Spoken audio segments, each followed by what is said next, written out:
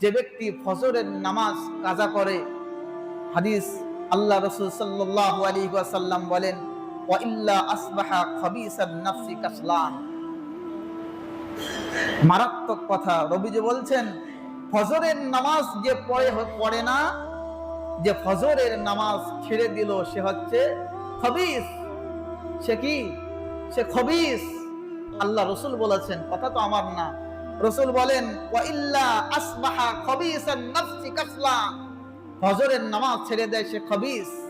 রাসূলুল্লাহ সাল্লাল্লাহু আলাইহি ওয়াসাল্লাম যখন তিনি বাথরুমে যেতেন, যখন তিনি টয়লেটে যেতেন, টয়লেটে যাওয়ার সময় একটা দোয়া করতেন, আল্লাহুম্মা ইন্নী আউযু বিকা মিনাল খুবুসি ওয়াল খাবাইস। আল্লাহ, এই খবিস থেকে আমি পানাহ চাই।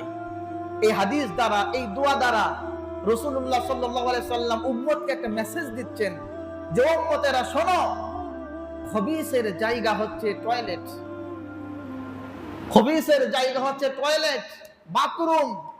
যারা বেনামাজি তাদের সাথে রাসূলুল্লাহ সাল্লাল্লাহু আলাইহি ওয়াসাল্লাম তাদের সম্পর্কটা টয়লেটের সাথে করেছেন। এটা হাদিস। বেনামাজিদের যারা ফজরের নামাজ বিশেষ করে ছেড়ে দিচ্ছে, এদের তুলনাটা রাসূলুল্লাহ সাল্লাল্লাহু আলাইহি ওয়াসাল্লাম করেছেন যে এদের বাসস্থান, এদের থাকার জায়গাটা আমি রাসূল বললাম এটা হচ্ছে টয়লেট। আল্লাহুম্মা ইন্নী আউযু বিকা মিনাল খুবুসি ওয়াল খাবাইস। বড় শক্ত বিষয় রে দোস্ত।